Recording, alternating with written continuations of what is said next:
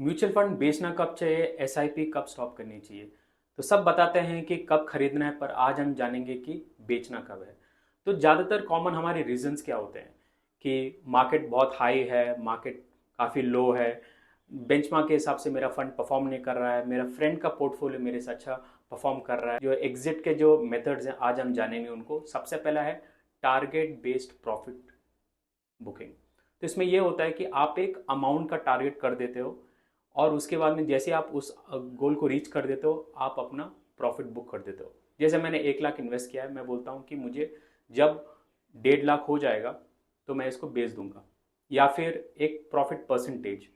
फिलहाल मेरा जो इन्वेस्टमेंट है मुझे 12% का रिटर्न दे रहा है, पर जैसे 15 हो जाएगा मैं उसको बेच दूंगा। दूसरा मेथड है टाइम बेस्ड प्रॉफिट बुकिंग।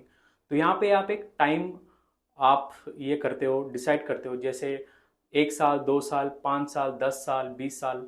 तो ये लॉन्ग टर्म के लिए ये स्ट्रैटेजी होता है। जैसे कोई रिटायरमेंट के लिए तो आप बोलते हो कि जब तक मैं 50 ईयर्स का नहीं होता हूँ तब तक मैं इसमें इन्वेस्टेड रहूँगा। तो अगर आपका इन्वेस्टमेंट इंडेक्स फंड में है, बेंचमार्क लो कॉस्ट फंड में है, तो ये स्ट्रैटेजी ठीक है। तीसरा है कि वैल्यूएशन बेस्ड। तो यहाँ पे आपको थोड़ा मार्केट एनालिसिस करना पड़ेगा।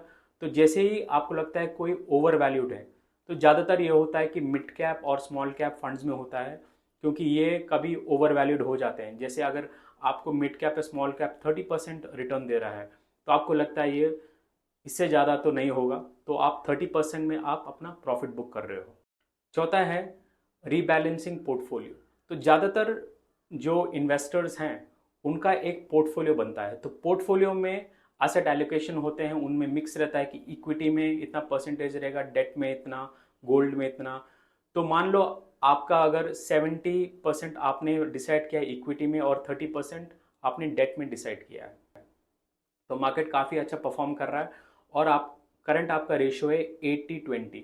तो आप क्या करेंगे, 10% अपना इक्विटी बेच के वो डेट में मूव कर देंगे वो पैसा।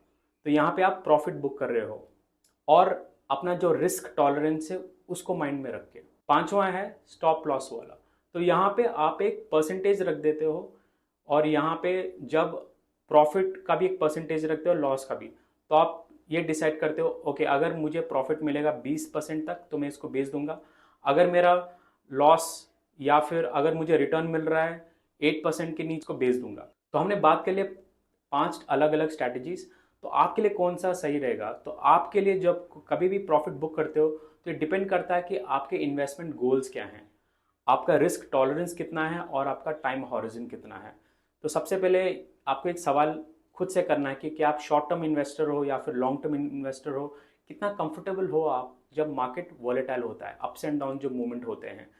आपके जो इन्वेस्टमेंट्स गोल्स क्या हैं। Thank you.